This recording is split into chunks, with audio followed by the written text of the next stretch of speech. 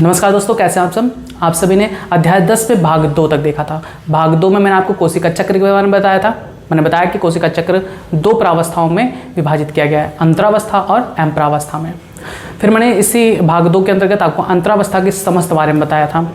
अब उसके बाद बचता है एम्प्रावस्था, जो कि आपका आएगा भाग 3 के अंतर्गत। तो टॉपिक शुरू करने से पहले जो मैंने भाग 2 में आपसे क्वेश्चंस किए थे उसके आंसर्स देख लेते हैं। सबसे पहले मैंने आपसे क्वेश्चन किया था कि कोशिका चक्र में कौन कौन सी अवस्था आती है। तो कोशिका चक्र में 2 अवस्था आती है, अंतरावस्था और एम्प्रावस्था। अंतरावस्था में कितनी अवस्थाएं आती हैं? 3, G1, S, G2। फिर उसके बाद एम्प्रावस्था को कितने भागों में बांटा गया है? 2, कैरियोकाइनेसिस और साइटोकाइनेसिस। कैरियोकाइनेसिस को कितने भागों में बांटा गया है? 4, प्रोफेज, मेटाफेज, एनाफेज और टीलोफेज। ये सब एकदम रट डालिए, सीरियल वाइज रटना है। उसके बाद मैंने आपसे नेक्स्ट क्वेश्चन किया था, कोशिका विभाजन जीवों के लिए क्यों अनिवार्य है। तो कोशिका विभाजन जीवों के लिए क्यों अनिवार्य है, इसका आंसर ये होगा कि जीवों का विकास, वृद्धि और विकास कोशिका विभाजन के ही द्वारा होता है। यानी जीव जब छोटे होते हैं तो उनमें कोशिकाएं विभाजित होती रहती है, जिससे उनकी वृद्धि होती है। जनन में भी कोशिका विभाजन बहुत ही अनिवार्य है। यह आपको चैप्टर 1 और 2 में बताया जाएगा क्लास 12th में। फिर आपसे मैंने नेक्स्ट क्वेश्चन किया था, अंतरावस्था को कितने उपावस्थाओं में बांटा गया है। तो अंतरावस्था को 3 उपावस्थाओं में बांटा गया, G1, S, G2। मैंने आपको इन सभी के बारे में बताया भी था। जीवन में क्या होता है? जीवन में मुख्य रूप से कोशिका वृद्धि होती है और डीएनए के प्रतिकृति के लिए उसमें आवश्यक न्यूक्लियोटाइड, प्रोटीन, एंजाइम आदि का निर्माण होता है। फिर मैंने बताया था एस उपावस्था में क्या होता है। तो एस उपावस्था में डीएनए का प्रतिलिपिकरण होता है। डीएनए का अगर यदि प्रारंभिक मात्रा को 2C से चिन्हित करते हैं तो ये डबल होकर 4C हो जाता है। इतना बताया था। एस उपावस्था में ही मैंने आपको बताया था कि जंतु कोशिका में एक कोशिकांग पाया जाता है जिसका नाम है तारक केंद्र, सेंट्रोसोम। और सेंट्रोसोम ऐसी उपावस्था में डबल हो जाते हैं और दोनों ध्रुव पर जाकर बैठ जाते हैं। ठीक है, इसके बारे में आगे अभी हम चर्चा करेंगे। फिर आता है G2 फेज। G2 फेज में क्या होता है? G2 फेज में भी कोशिका वृद्धि करती है।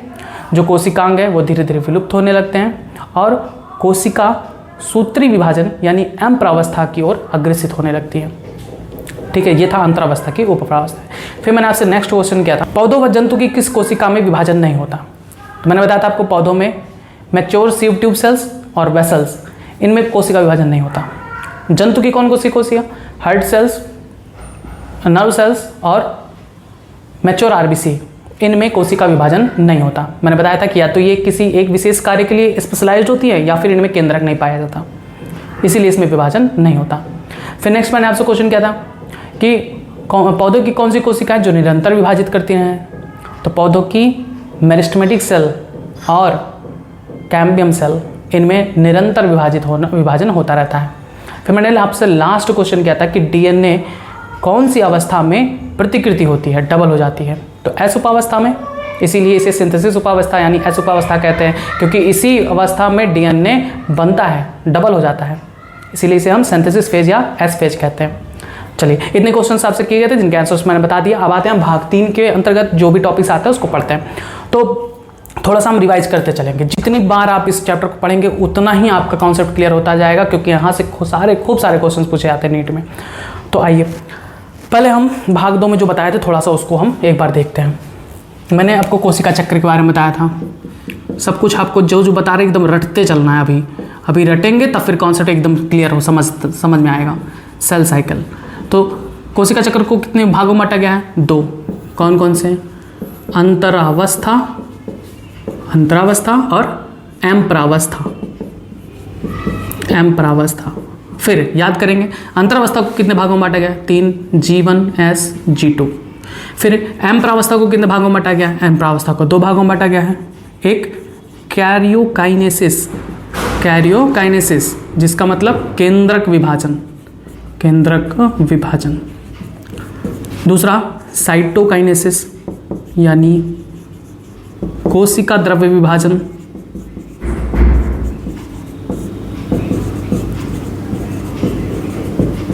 ठीक है, एकदम रट डालिए। कोशिका चक्र को कितने भागों में बांटा गया? 2, अंतरावस्था और एम्प्रावस्था। अंतरावस्था को कितने भागों में बांटा गया? 3, G1, S, G2। फिर एम प्रावस्था। एम प्रावस्था को कितने भागों में बांटा गया? 2, कैरियोकाइनेसिस यानी केंद्रक का विभाजन एंड देन साइटोकाइनेसिस कोशिका द्रव्य विभाजन। यहाँ पर एक लाइन फेमस है, karyokinesis is followed by cytokinesis. Karyokinesis को कितने भागों में बांटा गया? कैरियोकाइनेसिस को 4 भागों में बांटा गया। कौन कौन से? Prophase, metaphase, anaphase and telophase. ठीक है, प्रोफेज को हिंदी में पूर्वावस्था कहते हैं, इसको मध्यावस्था कहते हैं, इसको पश्चावस्था कहते हैं, इसको अंत्यावस्था कहते हैं। तो हिंदी बाद में बात करिएगा, हिंदी से अभी इस चैप्टर में कोई रिलेशन मत रखिएगा, हिंदी आपको बहुत कम यूज़ आएगा। जानते प्रॉब्लम ये होता है ना कि हिंदी में भी ऐसे लिख के दे देते हैं प्रोफेज, तब क्या करेंगे? ये पूर्वावस्था और अंत्यावस्था हर जगह नहीं यूज़ होता, और मेनली नीट में तो बिल्कुल भी ऐसे सब नहीं यूज़ होता, ऐसे ही लिखा रहता है नीट में भी। तो आप इंग्लिश में ही याद करिएगा। तो ये था कोशिका चक्र की संपूर्ण अवस्थाएं। फिर मैंने इसको ग्राफ में बताया था कौन कितना टाइम लेता है। तो अगर आप सेल में देखें, एक छोटा सा सेल है, ये स्टार्ट होता है, वृद्धि करता है, मतलब इसमें सबसे पहले क्या होगा? जीवन फेज आता है यहाँ तक। मान लो अगर कोई कोशिका मान लो 24 घंटे की है, मतलब 24 घंटे में विभाजित होती है, 24 घंटे में विभाजित होती है, तो इसमें मान लो कि 6 घंटा ये ले लिया। फिर आता है एस फेज, एस फेज भी मान लो 6 घंटे ले लिया, 6 12 घंटा हो गया।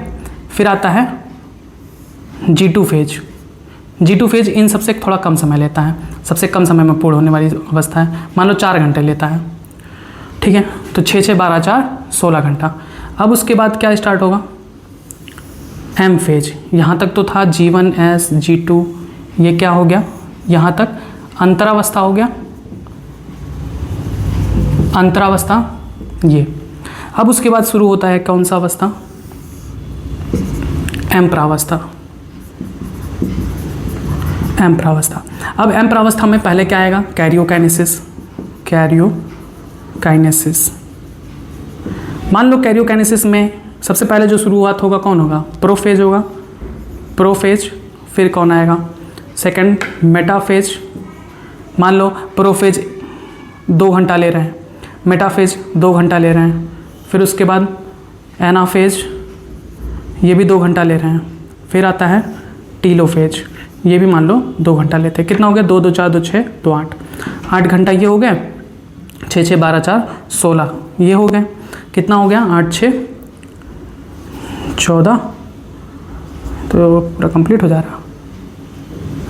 यहाँ पर हम 1 घंटा मान लेते हैं। टीलोफेज मान लो 1 घंटा लेता है, तो इसमें टोटल 7 घंटा लगते हैं। 6 6 12 4 16, 16 2 2 4 2 6 1 7, 7 घंटे ये लिया। अब कितना हो गया? 7 6 13, 3 हासिल 1 और 1 1 2, 23 घंटा। अब 1 घंटा जो लगेगा वो इसका कौन सा होगा? साइटोकाइनेसिस में लगेगा, यानी कोशिका द्रव्य विभाजन। और एक कोशिका 24 घंटे में विभाजित होकर 2 कोशिका बना लेगी। समझ में आया? आपके जो नीट NCERT बुक में दिया गया है फिगर, उसी को समझा रहे हैं। ये बहुत इंपॉर्टेंट फिगर है, हर नीट में भी ऐसे फिगर देकर भी पूछा गया क्वेश्चन। तो समझिएगा, अगर मनुष्य की कोशिका 24 घंटे में विभाजित होती है तो कितना कितना घंटा लगता है। ये एग्जैक्ट वैल्यू नहीं है, मैं बार बार कहूँगा, मैं सिर्फ समझाने के लिए दिया हूँ। ये वैल्यू जो दिया हूँ 6 6 घंटा, ये सब समझाने के लिए, कहीं पर लिखा नहीं है कि इतना ही घंटा लेता है। लेकिन ये है कि सबसे ज़्यादा टाइम यही दोनों लेते हैं, G1 और S। फिर G2 भी इनके समान ही टाइम लेता है, लेकिन इनसे कम 4 घंटा, एक एवरेज बता रहे हैं। तो मतलब कि कोशिका चक्र में अगर आप देखें तो सबसे ज़्यादा समय कौन लेता है? अंतरावस्था लेता है। कितना घंटा लिया? 6 6 12 4 16 घंटा अंतरावस्था लिया। और एम प्रावस्था कितना लिया? 8 घंटा। तो आपसे पूछा जा सकता है कोशिका चक्र की सबसे लंबी प्रावस्था का नाम बताइए। अंतरावस्था। अब इसमें पूछा जाए कि अंतरावस्था में सबसे छोटी प्रावस्था कौन सा है? G2। उसके बाद एम प्रावस्था, ठीक है, कैरियोकाइनेसिस होता है, और फिर कैरियोकाइनेसिस के बाद साइटोकाइनेसिस। और साइटोकाइनेसिस होने के बाद कि ये जो कोशिका है छोटी है, अब यही इसी को समझिएगा, छोटी कोशिका है, इसके अंदर केंद्रक है। अब ये थोड़ी बड़ी होगी G1 फेज में। फिर G2 फेज में क्या होगा? G2 फेज में जो इसमें गुणसूत्र था वो 2C अगर था तो 2cc कितना हो गया? 4C, मतलब डबल हो जाता है। अब फिर यहाँ पर क्या होगा? फिर और बड़ा होगा। फिर उसके बाद कैरियोकाइनेसिस में इसका केंद्रक विभाजित हो जाता है। ये कोशिका है, एक केंद्रक था तो एक केंद्रक से 2 केंद्रक हो जाता है। ये यहाँ से लेकर यहाँ तक के फेजेस में होता है, प्रोफेज से लेकर टीलोफेज तक केंद्रक विभाजित होता है। फिर साइटोकाइनेसिस यानी कोशिका द्रव्य का विभाजन, ये कोशिका द्रव्य से विभाजित हो जाती है और एक कोशिका यहाँ साइटोकाइनेसिस तक आते थे, 2 कोशिका में विभाजित हो जाती है। यही है कोशिका विभाजन।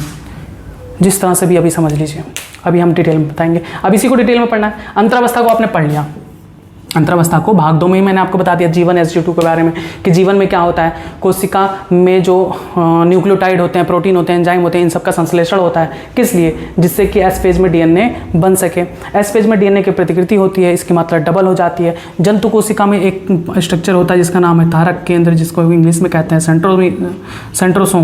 सेंट्रोसोम। ये क्या होता है? ये भी डबल हो जाता है 2 की संख्या में। अगर 1 है तो 1 से 2 हो जाता है। ऐसा अवस्था में पूछा जा सकता है कि जंतु कोशिका में तारक केंद्र कोशिका विभाजन की किस अवस्था में डबल हो जाता है, तो ऐसा अवस्था में। फिर उसके बाद G2 फेज में कोशिका वृद्धि होती है और एम प्रावस्था के लिए तैयार होती है। अब फिर एम प्रावस्था का प्रोफेज स्टार्ट होता है। अब यही आपको इस पार्ट 3 में यहीं से आपको पढ़ना है कि प्रोफेज के में क्या होता है, फिर मेटाफेज में क्या होता है, एनाफेज में क्या होता है, टेलोफेज में, साइटोफेज क्या होता है। चलिए देखते हैं।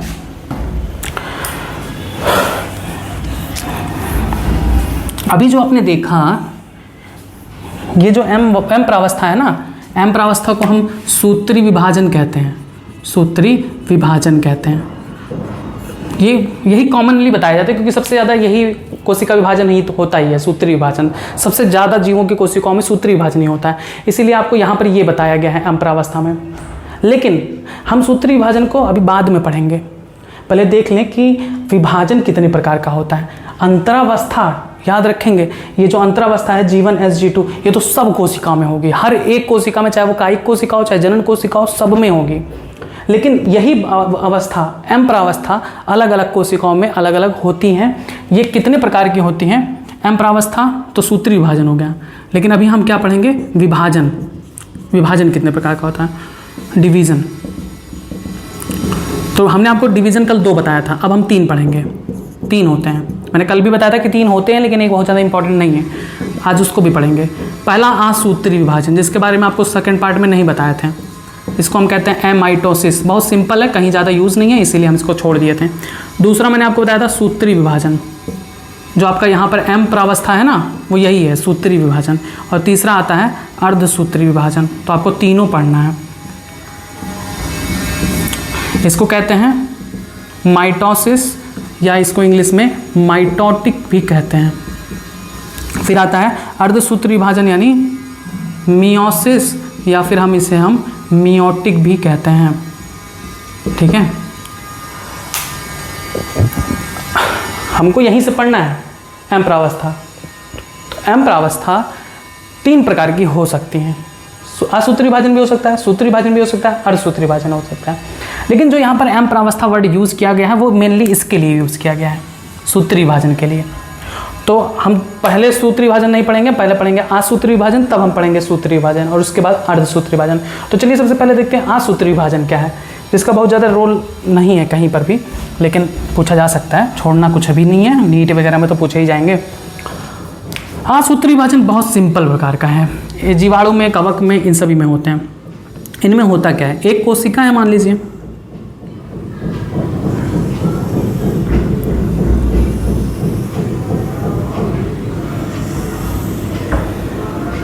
ये कोई कोशिका है, उसका डीएनए है। ये एक हम बैक्टीरियल सेल को दिखा रहे हैं। ये एक जीवाणु है, बैक्टीरिया यानी जीवाणु है। जीवाणु, कवक, इन्हीं सब में होता है एमाइटोसिस यानी आसूत्री विभाजन। होता क्या है, ये मान लीजिए इसका है प्लाज्मा मेम्ब्रेन, ये इसका है सेल वॉल। सबसे पहले इनमें डीएनए रेप्लिकेट होता है। डीएनए रेप्लिकेट्स मतलब अगर डीएनए की संख्या 1 है तो 2 हो जाती है, डबल हो जाती है।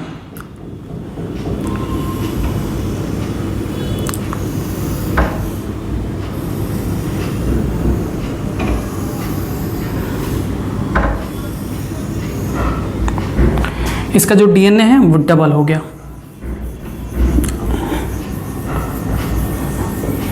अब डबल होने के बाद ये आधा आधा डिवाइड हो जाएंगे, आधा इधर और आधा इधर, और फिर बीच में सिकुड़न, संकीर्णन उत्पन्न होने लगता है, कॉन्स्ट्रिक्शन उत्पन्न होने लगता है।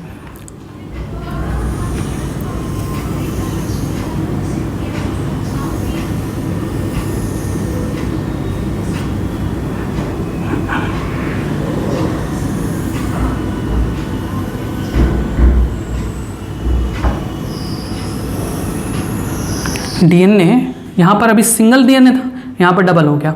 अब आधा डीएनए, एक डीएनए इधर चला जाएगा और एक डीएनए इधर चला जाएगा। अब बीच में सिकुड़न शुरू हो जाता है, कोशिका के बीच में सिकुड़ना शुरू हो जाता है, और यही सिकुड़ना, यही संकीर्णन पूरे कोशिका तक होता है, और फाइनली क्या होगा, यहाँ से यहाँ तक ऐसे डिवाइड हो जाएंगे ना। तो ये नेक्स्ट स्टेप है। आप यहाँ पे लिख सकते हैं कंटिन्यूड ग्रोथ, कंटिन्यूड ग्रोथ। अब ये सेपरेट होकर दो कोशिका बना लेती हैं, एक ये बीच से अलग हो गया, आप चाहे तो नीचे बना सकते हैं, हमारे नीचे जगह नहीं था इसलिए नहीं बनाए। एक ये कोशिका अलग हो गया, क्योंकि प्रोकैरियोटिक कोशिका में केंद्रक तो पाया नहीं जाता। ये प्रोकैरियोटिक कोशिका का एग्जाम्पल है। बैक्टीरिया क्या होते हैं, प्रोकैरियोटिक ही तो होते हैं।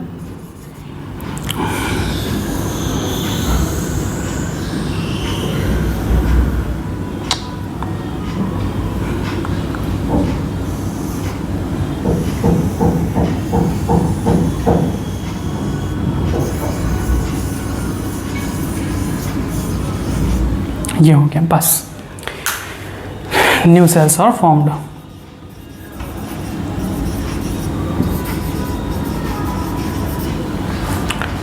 ये है आसूत्री विभाजन, जो बहुत सिंपल प्रकार का है, इसीलिए मैंने आपको कल नहीं बताया था, इसमें कुछ खास नहीं है। ऐसे सिंपल, एक सेल है, उस सेल के अंदर जो केंद्रक है, पहले केंद्रक डबल हो जाएगा और फिर दोनों बीच से अलग हो जाएंगे। चूंकि इनमें केंद्रक तो पाया नहीं जाता, केंद्रक कहना गलत है, हम सीधे कहेंगे कि जो डीएनए है वो डबल हो जाता है। प्रोकैरियोटिक कोशिका में केंद्रक नहीं पाया जाता। इनके जो केंद्रक होता है उसको हम केंद्रक नहीं कहते हैं, इसको हम केंद्रकाभ कहते हैं, न्यूक्लियोइड कहते हैं प्रोकैरियोटिक सेल को। तो इसमें जो डीएनए होता है वो कोशिका द्रव्य में ऐसे बिखरा होता है। कोशिका वृद्धि करती है, इनका डीएनए डबल हो जाता है, और फिर डबल होने के बाद आधा डीएनए इधर आधा इधर, और साथ ही साथ इसके कोशिका में ऐसे एक सिंगल सेल है ना, तो इसके बीच में ऐसे ऐसे धीरे धीरे सिकुड़न पैदा होता है, और एक सेल से ऐसे दो सेल बन जाते हैं। ध्यान से समझिएगा, ये एक सेल है मान लीजिए, इसके बीच में इसका डीएनए है, डीएनए डबल हुआ, डीएनए आधा इधर चला आया, और उसके बाद धीरे धीरे बीच से ऐसे सिकुड़ना शुरू हो रहा है, और धीरे धीरे ये दोनों अलग हो जाते हैं। यही होता है आसूत्री विभाजन।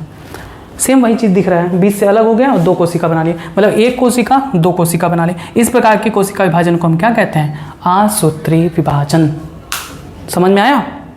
बस इनमें ये सब नहीं होता, कैरियोकाइनेसिस और साइटोकाइनेसिस सब फालतू चीज़ें नहीं होती हैं, फालतू नहीं है, इंपॉर्टेंट है। फिलहाल आसूत्री विभाजन में ये सब नहीं होते हैं, सीधा सिंपल ये बैक्टीरिया और जीवाणु में होते हैं। तो आप हेडिंग डालेंगे, अपने अंतरावस्था तक लिख लिया था, G1 S G2 यहाँ तक लिख लिया था। अब हेडिंग डालेंगे दूसरा एम प्रावस्था, और लिखेंगे एम प्रावस्था यानी सूत्री विभाजन। इसमें एक लाइन लिखेंगे कि इसका अध्ययन हम आगे करेंगे। अब हेडिंग डालेंगे कोशिका विभाजन, कोशिका विभाजन के प्रकार। फिर लिखेंगे कोशिका विभाजन 3 प्रकार का होता है, आसूत्री विभाजन, दूसरा सूत्री विभाजन और तीसरा अर्धसूत्री विभाजन, जो अभी आपको बताया। अब इसमें आप हेडिंग डालेंगे आसूत्री विभाजन या एमायोटोसिस, और इसमें आप ये फिगर बना लेंगे।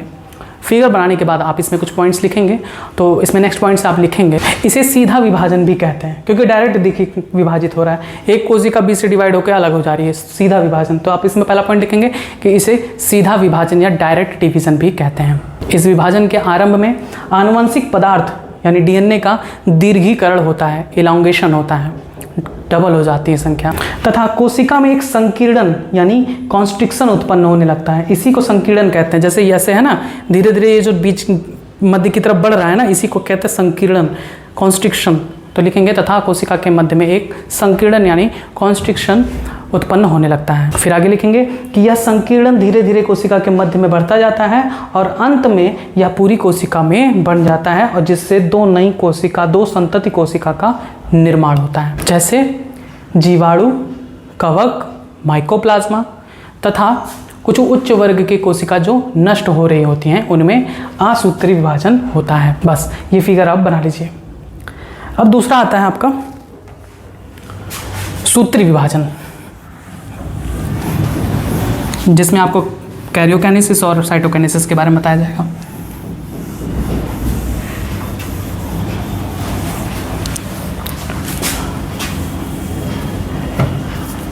पहला प्रकार आपने देख लिया कोशिका विभाजन का। अब दूसरा आता है सूत्री विभाजन, यानी माइटोसिस। इसको हम दूसरा माइटोटिक भी कहते हैं। तो अब सूत्री विभाजन, आपसे कोई पूछे सूत्री विभाजन को कितने भागों में बांटा गया है, आप सीधे कहेंगे 2 भागों में। कौन कौन से, यहाँ पे लिखा है, क्या फ़ायदा लिखने से। कौन कौन से 2 भागों में, कैरियोकाइनेसिस एंड सेकंड साइटोकाइनेसिस।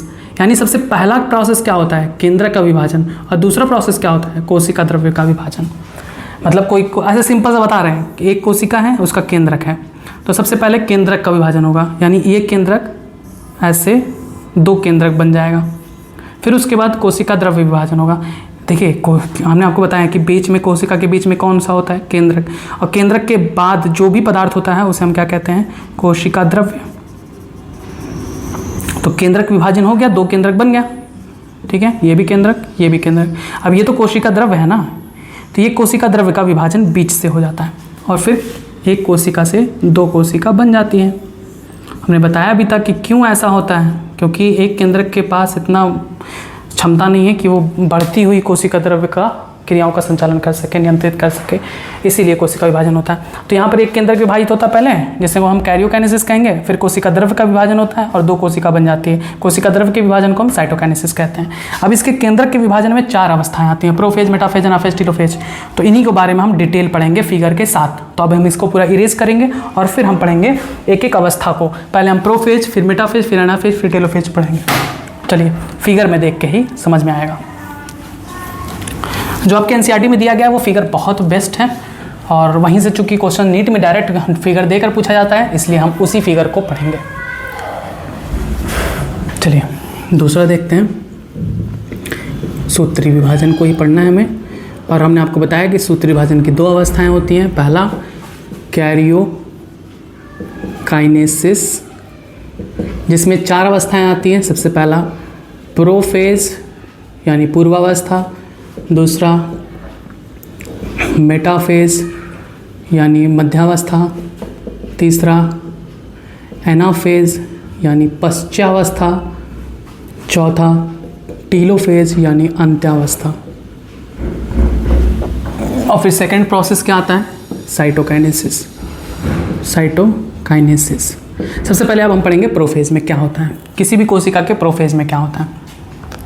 मुख्य बातें जो आपको बहुत ज़रूरी है याद करना, जहाँ से क्वेश्चंस पूछे जाते हैं नीट वगैरह में, ऐसे कह के कि ये घटना किस अवस्था में होती है, तो इसी को हम पढ़ेंगे ध्यान से। अब प्रोफेज में न्यूक्लियस है, तो न्यूक्लियस में ये मान लीजिए कोशिका का केंद्रक है। हल्का हल्का प्रोफेज में धीरे धीरे केंद्रक का विघटन शुरू होने लगता है।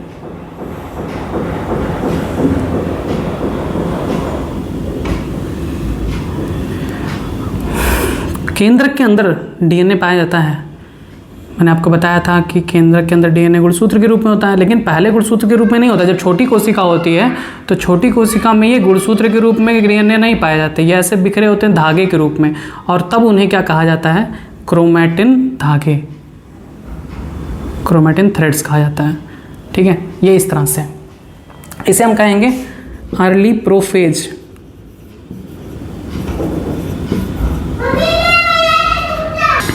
Early prophase. अब उसके बाद इसमें देखिए प्रोफेज में ये अर्ली प्रोफेज का स्टेज जो आपके एनसीईआरटी में दी गई है। फिर इसके बाद नेक्स्ट फिगर है जिसमें ये दिखाया गया है कि जो केंद्रक है वो विघटित हो रहा है धीरे धीरे। केंद्रक कला, केंद्रक नहीं, केंद्रक के चारों तरफ जो केंद्रक कला होती है वो धीरे धीरे प्रोफेज में क्या होती है, विघटित होने लगती है, मतलब नष्ट होने लगती है, गायब होने लगती है। अब देख रहे हैं ना, ये प्रोफेज में ये जो केंद्रक कला है वो धीरे धीरे विघटित हो रही है। और दूसरा क्या इंपॉर्टेंट पॉइंट है प्रोफेज का लक्षण दूसरा, कि ये जो क्रोमैटिन धागे हैं ना, क्रोमैटिन एक धागे के रूप में गुथे हुए होते हैं। अब ये व्यवस्थित होने लगते हैं, कंडेंस होने लगते हैं, किस फॉर्म में, गुणसूत्र के रूप में। तो अर्ली प्रोफेज में आपको गुणसूत्र क्रोमैटिन धागे ऐसे दिखाई देंगे, डीएनए ऐसे दिखाई देंगे, लेकिन जैसे ही ये धीरे धीरे प्रोफेज के आगे व्यवस्था बढ़ती जाती है अवस्था, तो ये जो धागे हैं वो गुणसूत्र के रूप में बदल जाते हैं, गुणसूत्र के रूप में इस तरह से आपको दिखाई देंगे। तो प्रोफेज का जो मुख्य लक्षण है वो यही है कि डीएनए जो कि क्रोमेटिन के धागे के रूप में होते हैं वो प्रोफेज में संघनित होकर गुणसूत्र के रूप में बदल जाते हैं। यह है लेट प्रोफेज। ये क्या है लेट और अर्ली, इसको भी समझिए भैया, इंग्लिश में आपको थोड़ा दिक्कत होता होगा। अर्ली का मतलब प्रोफेज के पहले की क्या अवस्था है और फिर प्रोफेज के बाद कैसा दिख रहा है केंद्रक। तो प्रोफेज में होता क्या है, प्रोफेज में क्या हो रहा है, क्रोमेटिन धागे संघनित होकर कंडेंस होकर डीएनए बना ले रहे हैं। डीएनए क्रोमेटिन धागे क्या है, डीएनए ही है, डीएनए प्रोटीन होते हैं, लेकिन यहाँ पर हम डीएनए कहेंगे। क्रोमेटिन धागे जो डीएनए हैं वो कंडेंस होकर संघनित होकर किस रूप में बदल जाते हैं, गुणसूत्र के रूप में।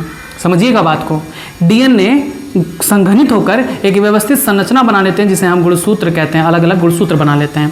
तो ये हो गया लेट प्रोफेज। यानी प्रोफेज अवस्था में क्या होता है, मुख्य बातें कि इनमें क्रोमेटिन धागे गुणसूत्र के रूप में बदल जाते हैं, साथ ही साथ इनका जो केंद्रक कला है वो विघटित होना शुरू हो जाता है। प्रत्येक गुणसूत्र 2 अर्धगुणसूत्र से मिलकर बने होते हैं। आप देख रहे हैं ना, एक ये है और दूसरा ये एक अर्धगुणसूत्र है जिसे हम क्या कहते हैं इंग्लिश में, हाफ क्रोमोसोम कहते हैं, या हम इसे क्रोमैटिड कहते हैं, क्रोमैटिड। ये दूसरा अर्धगुणसूत्र है। तो याद रखेंगे यहाँ पर कि गुणसूत्र 2 अर्धगुणसूत्र से मिलकर बने होते हैं, एक ये अर्धगुणसूत्र, दूसरा ये अर्धगुणसूत्र, और दोनों अर्धगुणसूत्र एक दूसरे से जिस संरचना के द्वारा जुड़े होते हैं उसे हम क्या कहते हैं, सेंट्रोमियर, तारक केंद्र। याद रखेंगे, याद करते चलिए। अभी प्रोफेज में क्या होता है, क्रोमेटिन धागे संघनित होकर गुणसूत्र बना लेते हैं। गुणसूत्र 2 अर्धगुणसूत्र से मिलकर बने होते हैं जो आपस में एक संरचना के द्वारा जुड़े होते हैं जिसे हम तारक केंद्र या सेंट्रोमियर कहते हैं। सब रटने वाली चीज़ें, कुछ छोड़ना नहीं है इसमें। साथ ही साथ इसमें होता क्या है कि यहाँ पर मान लो एक तारक केंद्र पाया जाता, तारक काय, मैंने आपको बताया था जंतु कोशिका में एक संरचना पाई जाती है जो पौधों में नहीं पाई जाती, वो क्या है, तारक केंद्र। सेंट्रोसोम, कन्फ्यूजन मत करिएगा, सेंट्रोसोम है और ये सेंट्रोमियर है। तारक काय एक संरचना है जो कोशिका द्रव्य में पाई जाती है, और तारक केंद्र एक ऐसी संरचना है जो गुणसूत्र को आपस में, 2 अर्धगुणसूत्रों को आपस में जोड़ती है। ये डिफरेंस ध्यान रखेंगे, कन्फ्यूजन क्रिएट करता है, लेकिन शब्द के सेम लगते हैं लेकिन ये पूरी तरीके से अलग हैं। तारक काय जो जंतु की कोशिका में पाया जाता है एक सिंगल, वो प्रोफेज अवस्था में ही विभाजित होकर, प्रोफेज कह रहे हैं, मैंने आपको बताया था तारक केंद्र कब विभाजित होकर डबल बनते हैं, एस प्रावस्था में, अंतरावस्था की एस प्रावस्था में। देखिएगा मैंने लिखवाया है कि अंतरावस्था की एस प्रावस्था में जंतु कोशिका में पाए जाने वाला तारक काय विभाजित होकर 2 बन जाता है। ये तारक काय 2 बन जाता है विभाजित होकर।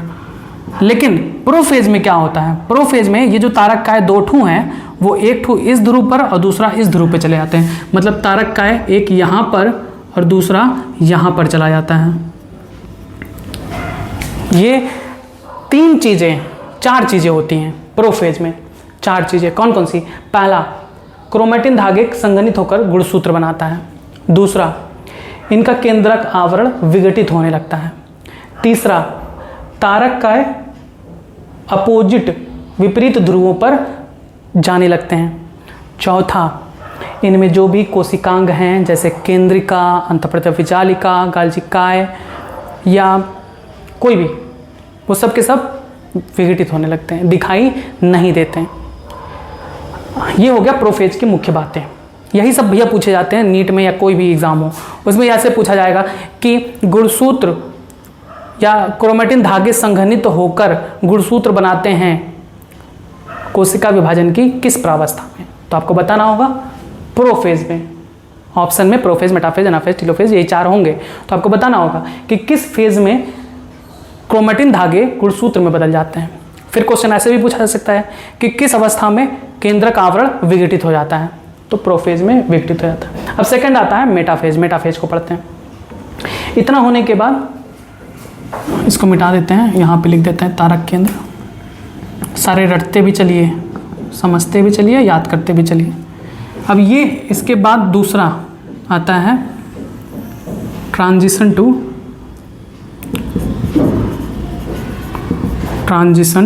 टू मेटाफेज, मतलब प्रोफेज के बाद अब ये कहाँ जा रहा है, मेटाफेज अवस्था में कोशिका।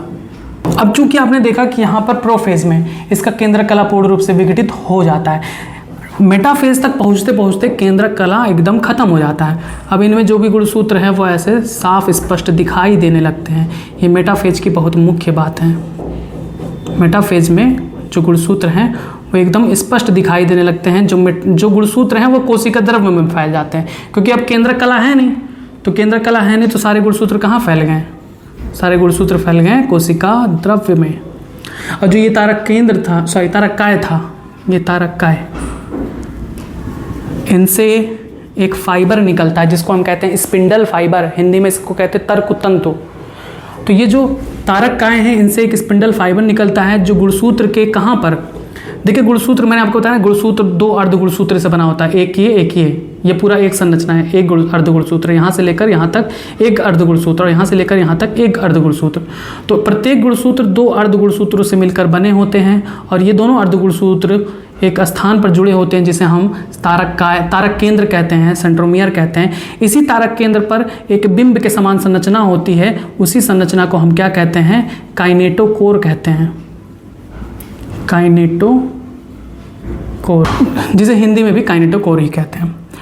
ये जो तारककाय से जो स्पिंडल फाइबर ये निकल रही है ना, तर्कतंतु एक फाइबर, वो गुणसूत्र के इसी काइनेटोकोर से जुड़ जाती हैं। तारककाय से ये जो फाइबर निकल रही है, इसी फाइबर को हम क्या कहते हैं, स्पिंडल फाइबर। तो पूछा जाता है कि स्पिंडल फाइबर गुणसूत्र के से कहाँ जुड़ता है, तो गुणसूत्र से काइनेटोकोर पर जुड़ता है। स्पिंडल फाइबर जिसे हम हिंदी में कहते हैं तर्कतंतु। बात आई समझ में।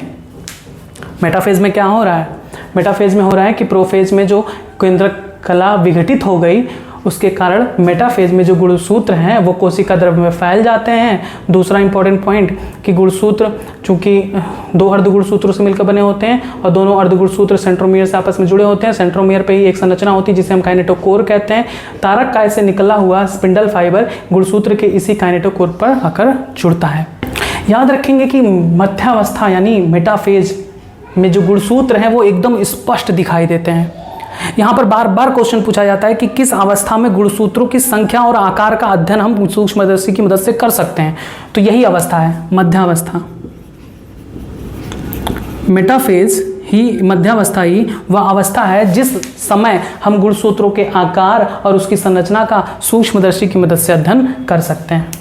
आप यहाँ पर इसका भी हिंदी लिख लीजिए, प्रोफेज का पूर्वावस्था हो गया, पूर्वावस्था मध्यावस्था। अब मध्यावस्था में ही, ये तो ट्रांजिशन टू मेटाफेज था ना, अब इसके बाद जो सही फॉर्म है मेटाफेज का वो देखते हैं। मेटाफेज एकदम जो मैच्योरिटी पे पहुंचता है उसमें क्या मेन बात होती है, क्यों इसे मध्यावस्था कहते हैं। होता तो ये कैरियोकाइनेसिस का मध्यावस्था है, इस वजह से इसे हम मध्यावस्था कहते हैं, लेकिन इसमें जो बहुत मेन खास बात है जो बार बार क्वेश्चंस पूछे जाते हैं वो ये कि गुणसूत्र जितने भी हैं वो ऐसे मध्य में इक्वेटर पर आकर ऐसे एक व्यवस्थित क्रम में पंक्तिबद्ध हो जाते हैं और इसकी वजह से एक मध्यावस्था पट्टिका का निर्माण होता है। मध्यावस्था पट्टिका, इसे हम इंग्लिश में क्या कहते हैं, मेटाफेजिक प्लेट का निर्माण होता है। ठीक है, अब यहाँ पर जो तारक केंद्र था वो तो आपस में जुड़ेंगे ही इनसे स्पिंडल फाइबर के द्वारा, ये इस तरह से।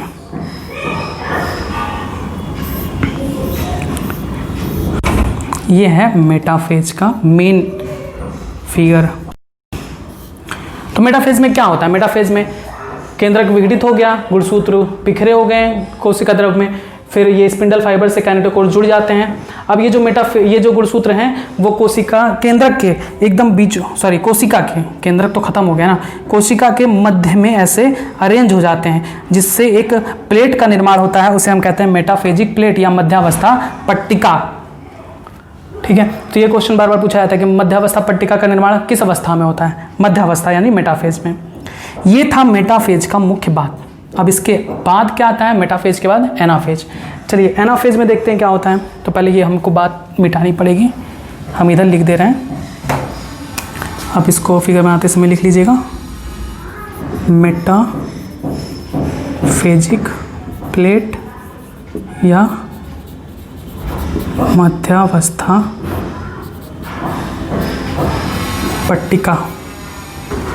उसके बाद आता है एनाफेज का फिगर। एनाफेज को हम इस तरह से दिखाएंगे। ये हो गए आपके तारकाए।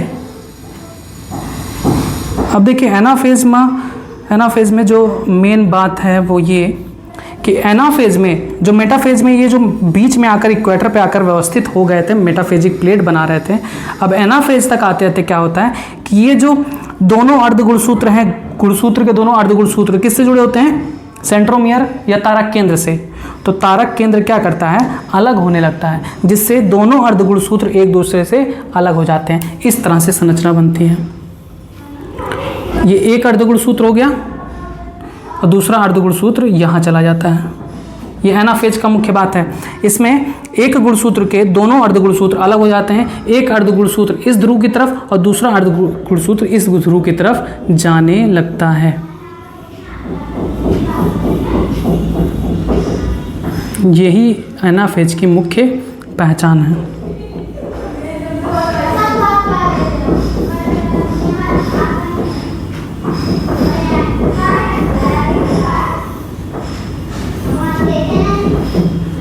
ठीक है,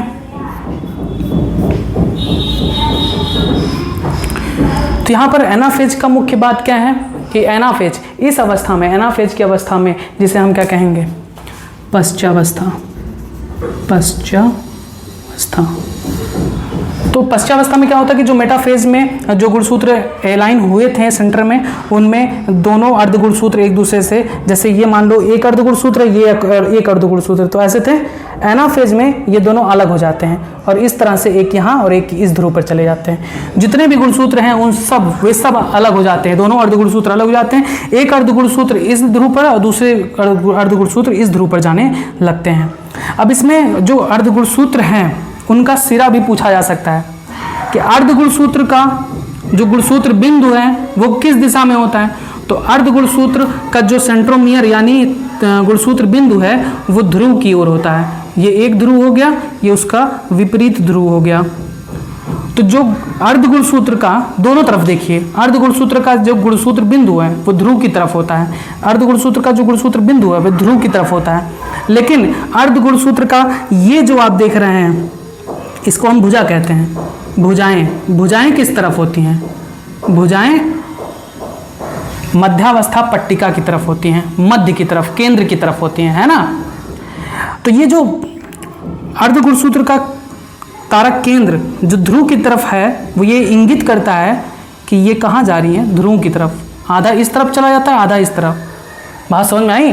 गुणसूत्र के जो अर्ध गुणसूत्र दोनों होते हैं, आधा अर्धगुणसूत्र इधर, आधा अर्धगुणसूत्र इधर चले जाते हैं। समझ में आया? ये एनाफेज की मुख्य बात है। अब नेक्स्ट हम देखते हैं टीलोफेज में क्या होता है।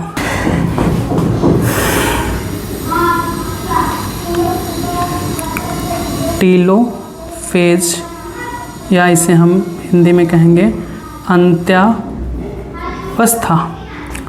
अब इसमें क्या होगा? ये जो गुणसूत्र गए इधर, अब ये जो गुणसूत्र इधर गए, आधे इधर गुणसूत्र चले गए। अब ये सब अपना अस्तित्व खो दिए। गुणसूत्र फिर किस में परिवर्तित हो गया? असंगठित हो गए।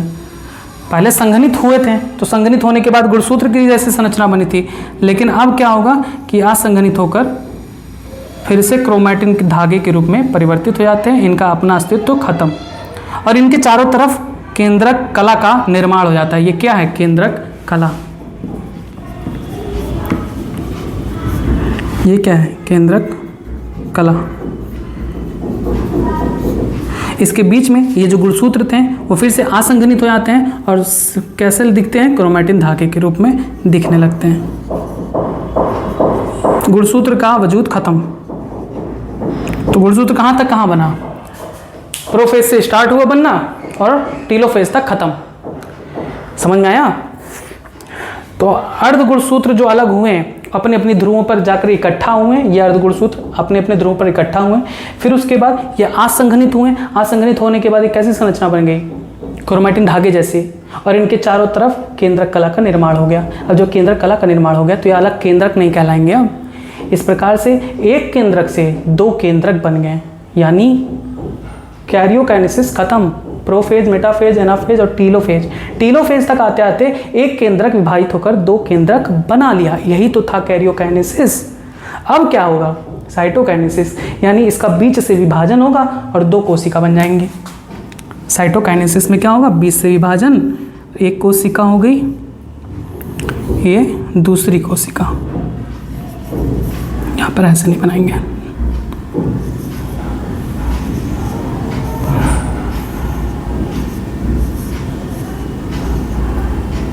ये एक कोशिका, दूसरी कोशिका,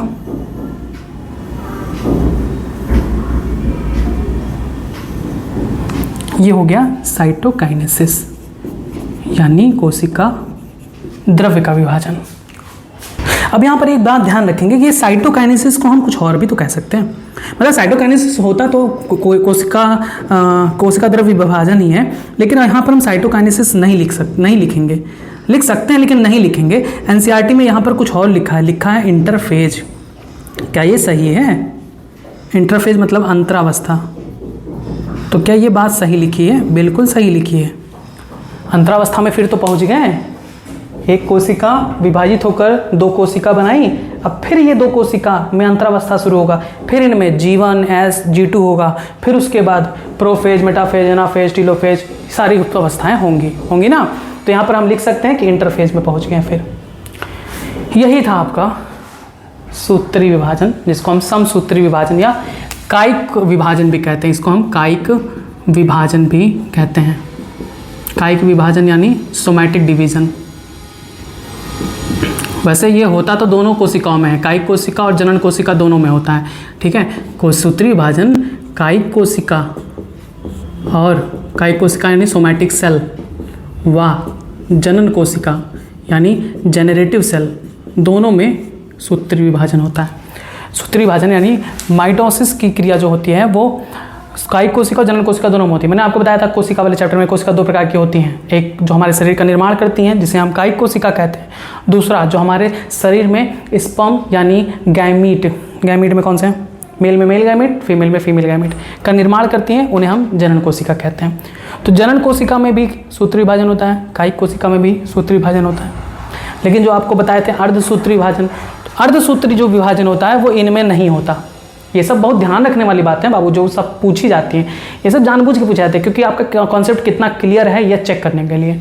तो ये सब कॉन्सेप्ट क्लियर हम करा रहे हैं, याद करिए। हमारे शरीर में दो कोशिका होती हैं, कायिक कोशिका, जनन कोशिका। सूत्री विभाजन दोनों प्रकार की कोशिका में होता है, कायिक कोशिका और जनन कोशिका दोनों में। लेकिन जो अर्धसूत्री विभाजन है वो कायिक कोशिका में नहीं होता, सिर्फ किस में होता है? जनन कोशिका में। इस टाइप बना के लिख सकते हैं। तो यहाँ तक हमने आपको समझा दिया सूत्री विभाजन क्या, कैसे, कब। उम्मीद है कि आपको पूरी तरीके से समझ में भी आ गया। अब हम इनके बारे में लिखेंगे कि एक एक अवस्था यानी प्रोफेज, मेटाफेज, एनाफेज, टीलोफेज में क्या क्या होता है। तो अब आप हेडिंग डालेंगे दूसरा सूत्री विभाजन, और इसमें आप लिखेंगे इसे कायिक विभाजन या सोमैटिक डिवीजन भी कहते हैं। दूसरा पॉइंट इसमें लिखेंगे, इस प्रकार का विभाजन जीवों की कायिक कोशिका यानी सोमैटिक सेल तथा जनन कोशिका यानी जेनरेटिव सेल दोनों में होता है। फिर नेक्स्ट पॉइंट से लिखेंगे, इस प्रकार के विभाजन में केंद्रक विभाजित होकर दो पुत्री केंद्रक बनाता है, जिसमें गुणसूत्रों की संख्या व सभी गुण मात्र कोशिका के समान होते हैं। मान लीजिए कि इसमें 46 गुणसूत्र थे, तो इनमें भी कितने गुणसूत्र होंगे? 46 गुणसूत्रों की संख्या समान होगी और जो भी गुण हैं वो सब मात्र कोशिका के ही समान होते हैं। नेक्स्ट लाइन से लिखेंगे कि सूत्री विभाजन के दो प्रमुख भाग हैं। इसमें पहला आप हेडिंग डालेंगे, मतलब ऐसे लिखेंगे, पहला कैरियोकाइनेसिस, दूसरा साइटोकाइनेसिस। फिर आप लिखेंगे कैरियोकाइनेसिस में डैश के केंद्रक विभाजन, जिसमें 4 अवस्थाएं होती हैं, प्रोफेज, मेटाफेज, एनाफेज और टेलोफेज। फिर आप सेकंड लिखेंगे साइटोकाइनेसिस, जिसका हिंदी अर्थ है, आप डैश करके लिखेंगे कोशिका द्रव्य विभाजन। अब आप हेडिंग डालेंगे कैरियोकाइनेसिस पहला, और इसमें लिखेंगे कि इस क्रिया में या इस अवस्था में केवल केंद्रक विभाजित होता है तथा कैरियोकाइनेसिस में कुल 4 अवस्थाएं होती हैं। अब पहला हेडिंग डालेंगे प्रोफेज यानी पूर्वावस्था, हिंदी में पूर्वावस्था, इंग्लिश में प्रोफेज, और इसमें लिखेंगे गुणसूत्रीय पदार्थ के संघनन का प्रारंभ ही पूर्वावस्था की पहचान है। ये सब इंपॉर्टेंट पॉइंट ऐसे ही लाइंस पूछे जाते हैं कि गुणसूत्रीय पदार्थ का संघनन किस अवस्था में होता है, पूर्वावस्था में। तो पहला पॉइंट यही हुआ कि गुणसूत्रीय पदार्थ के संघनन का प्रारंभ ही पूर्वावस्था की पहचान है। फिर आप दूसरा पॉइंट लिखेंगे क्रोमैटिन धागे के संघनन के दौरान ही गुणसूत्रीय धागे स्पष्ट होने लगते हैं, अर्थात गुणसूत्रीय धागे संघनित होकर ठोस गुणसूत्र का निर्माण करते हैं। फिर आप नेक्स्ट तीसरा पॉइंट लिखेंगे प्रत्येक गुणसूत्र 2 अर्धगुणसूत्रों से मिलकर बना होता है जो आपस में तारक केंद्र या सेंट्रोमियर के द्वारा जुड़े होते हैं। फिर आप नेक्स्ट पॉइंट से लिखेंगे कि तारक काय जिसका अंतरावस्था की एस उपावस्था के दौरान द्विगुणन हुआ था, अब यानी पूर्वावस्था में विपरीत ध्रुवों की ओर चलना प्रारंभ कर देता है। फिर लास्ट पॉइंट पूर्वावस्था में लिखेंगे कि पूर्वावस्था के अंत में केंद्रिका, गाल्जिकाय, अंतःप्रदव्य जालिका, केंद्रक आवरण विघटित हो जाते हैं, यानी स्पष्ट दिखाई नहीं देते। अब आता है आपका दूसरा, आप हेडिंग डालेंगे मेटाफेज यानी मध्यावस्था, हेडिंग डालेंगे मध्यावस्था या इंग्लिश में मेटाफेज, और इसमें लिखेंगे पहला पॉइंट केंद्रक आवरण के पूर्ण रूप से विघटित होने के साथ ही समसूत्री विभाजन की दूसरी प्रावस्था शुरू होती है। इसमें गुणसूत्र कोशिका द्रव्य में फैल जाते हैं।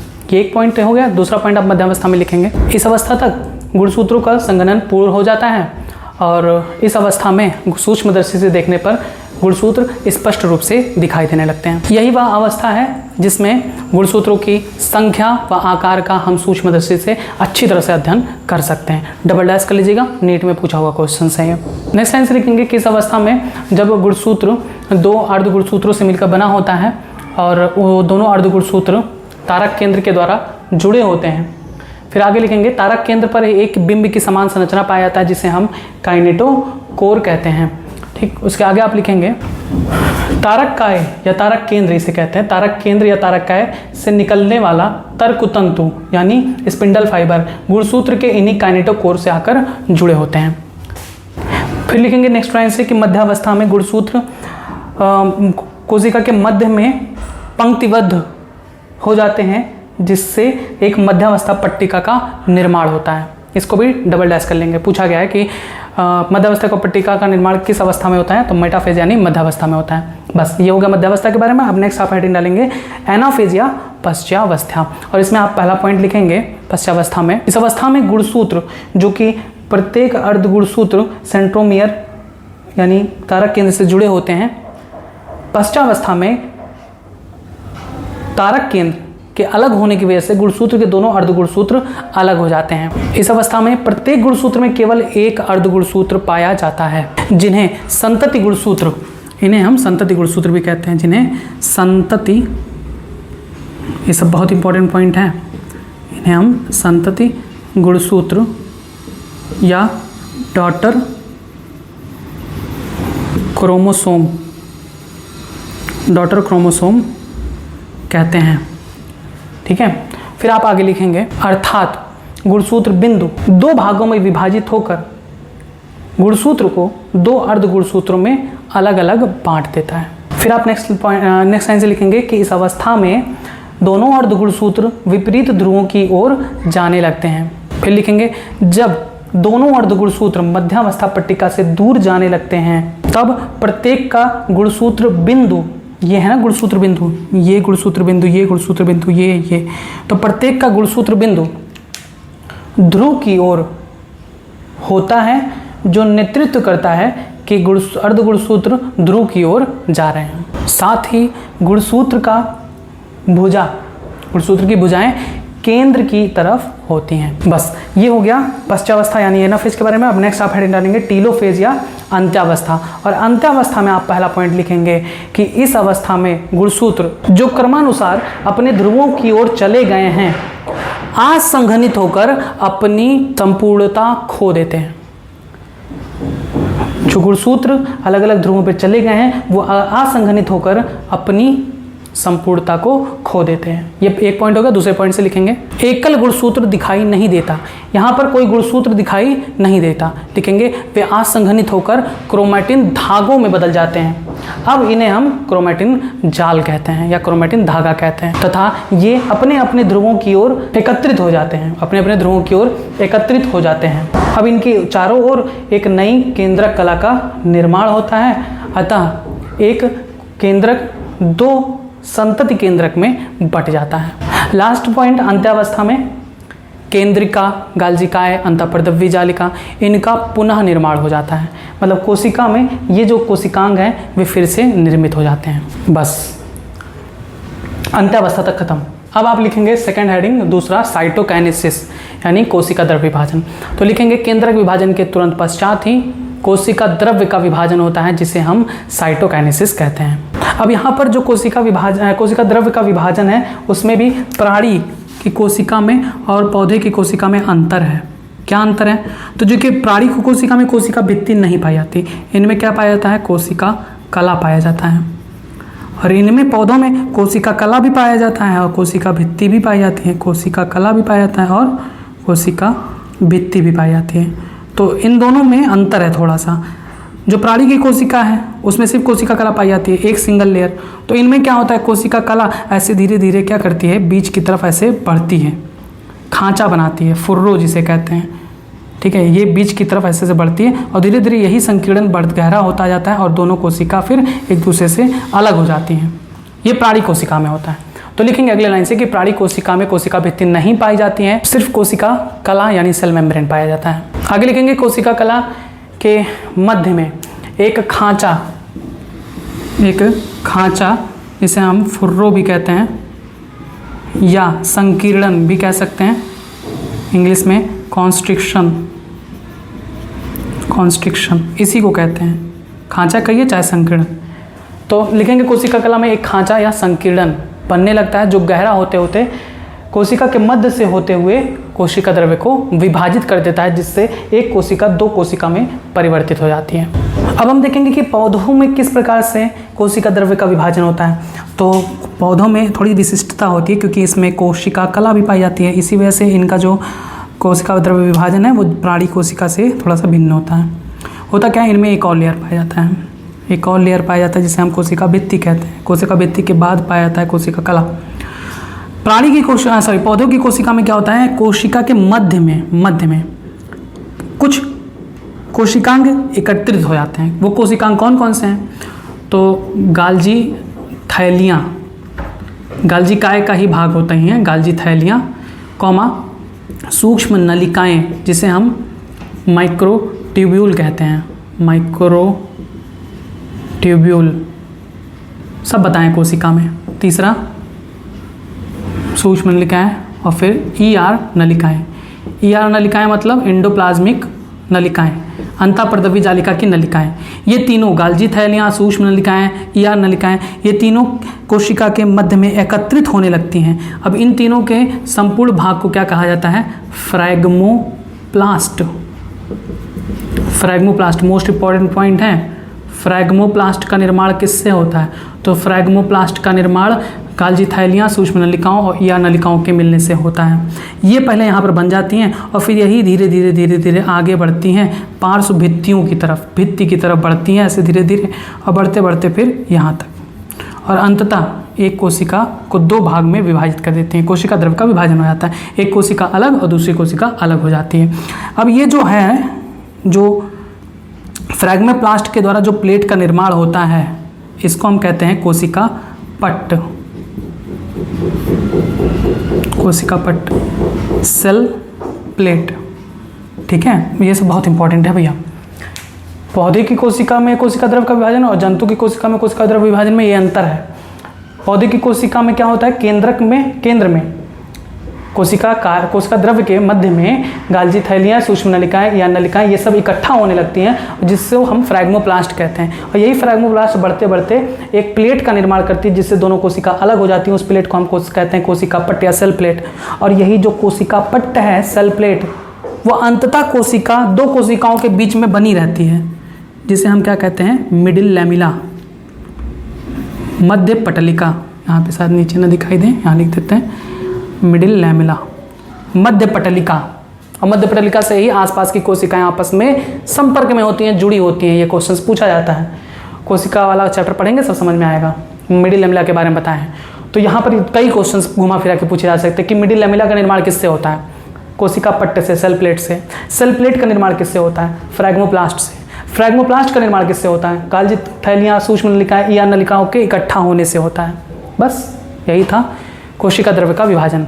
तो आपने लिख लिया कि प्राणी में किस प्रकार से कोशिका द्रव्य का विभाजन होता है, और पौधे में आपको लिखना है तो पौधे में लिखेंगे अगली लाइन से कि पौधों की कोशिका में कोशिका कला के पहले कोशिका भित्ति पाई जाती है, जिसके कारण पौधों में कोशिका द्रव्य का विभाजन प्राणी में कोशिका द्रव्य विभाजन से अलग होता है। आगे लिखेंगे पौधों के कोशिकाओं के मध्य में गाल्जी थैलियाँ, सूक्ष्म नलिकाएं, माइक्रोट्यूब्यूल या नलिकाएं आदि एकत्रित होने लगती हैं, जिसे हम फ्रैग्मोप्लास्ट कहते हैं। फ्रैग्मोप्लास्ट धीरे धीरे कोशिका के पार्श्व भित्तियों की तरफ बढ़ते बढ़ते एक कोशिका पट्ट या सेल प्लेट का निर्माण करती है, और इस प्रकार एक मात्र कोशिका दो संतति कोशिकाओं में बट जाती है। अब एक स्टार बना के पॉइंट लिखेंगे, कोशिका पट्ट ही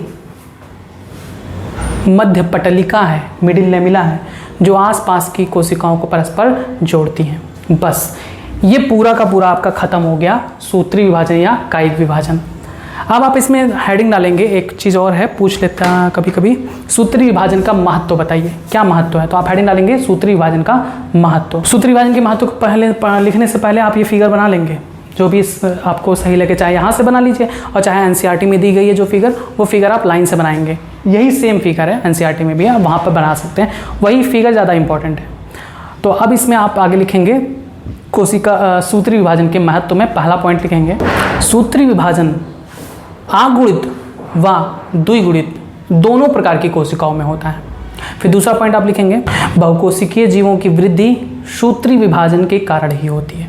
फिर तीसरा पॉइंट लिखेंगे, सूत्री विभाजन के द्वारा कोशिकाओं की मरम्मत भी होती है, जैसे अधिचर्म की सतह की कोशिकाएं, आहार नाल की भीतरी कोशिकाएं, जो आहार नाल में भीतरी कोशिकाएं पाई जाती हैं, एवं सजीवों में युग्मनज का परिवर्धन सूत्री विभाजन द्वारा होता है। अब ये युग्मनज में परिवर्तन क्या होता है, बहुत लंबा प्रोसेस है, वो हम आपको 12th में बताएंगे। 12th के चैप्टर नंबर 1st या 2nd दोनों में बताया जाता है, 3rd में भी बताया जाता है, तो वहाँ पर बताया गया, चाहे तो देख सकते हैं और नहीं तो फिर थोड़ा वेट करिएगा, जब क्लास 12th में चले जाएगी तो पढ़िएगा कि युग्मनज का परिवर्धन किसे कहते हैं। फिर नेक्स्ट पॉइंट्स आप इसमें लिखेंगे, सूत्री विभाजन द्वारा एक मात्र कोशिका से दो संतति कोशिकाओं का निर्माण होता है।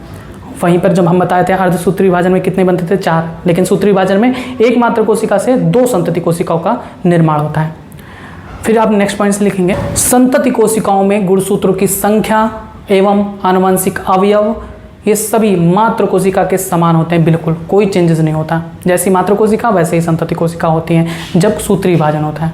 फिर नेक्स्ट पॉइंट से लिखेंगे, निम्न वर्ग के जीवों में अलैंगिक जनन मुख्यतः सूत्री विभाजन द्वारा ही होता है।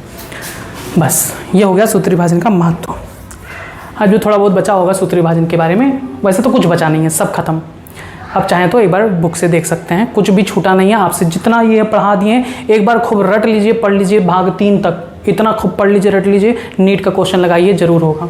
ये आप हमसे कमेंट में जो आप लोग पूछते हैं ना कि नीट की तैयारी कर सकते हैं कि नहीं कर सकते हैं, ये हमसे मत पूछिए, आप एक चैप्टर पढ़िए, खुद लगा के देखिए क्वेश्चन सॉल्व हो रहा है कि नहीं। हम तो कहेंगे कि हाँ नीट के लिए है, बिल्कुल है, हम इतना मेहनत करके सारा डिटेल में सारी चीज़ों को पढ़ा रहे हैं तो वो नीट में तो काम आएगा ही ना, बिल्कुल आएगा। बेशक इसमें कोई दो राय नहीं कि नीट में आपके क्वेश्चन सॉल्व नहीं होंगे, लेकिन आपको मेहनत बहुत करनी पड़ेगी, आपको कॉन्सेप्ट पूरा क्लियर करना पड़ेगा। आप एक चैप्टर पढ़ के क्वेश्चन लगा के देख लीजिए, अगर नहीं सॉल्व होता है तो कह दीजिएगा, सब सॉल्व होगा, आप लगा के तो देखिए। अब ये थोड़ा ना है कि हम ही सारा पढ़ाएं भी, क्वेश्चन भी हम ही बताएं और आप घर बैठे चुपचाप बैठ के अब सिर्फ पढ़ते जाएँ, इतना थोड़ा ना। था। कुछ आप भी मेहनत करिए ना, कुछ क्वेश्चंस को आप सॉल्व करिए, ढेर सारे क्वेश्चंस उठाइए नीट के, प्रीवियस ईयर के एक बुक आती है ले लीजिए, उसी को सॉल्व करते रहिए। चैप्टर वाइज लीजिएगा, ज़्यादा सही रहेगा। नीट का चैप्टर वाइज आप क्वेश्चन कोई भी बुक लीजिए, चैप्टर वाइज लीजिएगा ऑब्जेक्टिव क्वेश्चंस के, फिर उसको लगा के देखिए, सब सॉल्व होंगे आपको। एक बार ट्राई तो करिए। तो ठीक है, बस भाग 3 में आपका इतना टॉपिक कवर। अब उसके बाद भाग 4 में आपको आगे के बारे में बताया जाएगा, जो कि होगा अर्धसूत्री विभाजन। तो इस टॉपिक से कुछ रिलेटेड क्वेश्चंस जिनके जवाब आपको कमेंट बॉक्स में देने हैं। तो सबसे पहला क्वेश्चन मेरा इस टॉपिक से है, कोशिका विभाजन कितने प्रकार का होता है। दूसरा क्वेश्चन, आसूत्री विभाजन या एमाइटोसिस किन किन प्रकार की कोशिकाओं में होता है। नेक्स्ट क्वेश्चन, कैरियोकाइनेसिस किसे कहते हैं और साइटोकाइनेसिस किसे कहते हैं। नेक्स्ट क्वेश्चन, केंद्रक का आवरण विघटित होता है कैरियोकाइनेसिस की किस अवस्था में। नेक्स्ट क्वेश्चन, मध्यावस्था पट्टिका यानी मेटाफेजिक प्लेट का निर्माण कैरियोकाइनेसिस की किस अवस्था में होता है। नेक्स्ट क्वेश्चन, तारक केंद्र से निकला हुआ तर्कतंतु यानी स्पिंडल फाइबर गुणसूत्र के किस स्थान से जुड़ता है। कैरियोकाइनेसिस की किस अवस्था में गुणसूत्र दो अर्धगुणसूत्र में अलग हो जाते हैं और दोनों अर्धगुणसूत्र दोनों अलग अलग ध्रुवों की ओर जाते हैं। नेक्स्ट क्वेश्चन, फ्रैगमोप्लास्ट का निर्माण किससे होता है। लास्ट आखिरी क्वेश्चन कि मध्य पटलिका यानी मिडिल लेमिला का निर्माण किस संरचना से होता है। बस इतने क्वेश्चंस हैं, इनके आंसर्स आप जरूर कमेंट बॉक्स में दीजिएगा, ये सब बहुत इंपॉर्टेंट है। तो बस आगे के पार्ट के लिए आप जुड़े रहें बायोलॉजी इन हिंदी चैनल के साथ। धन्यवाद।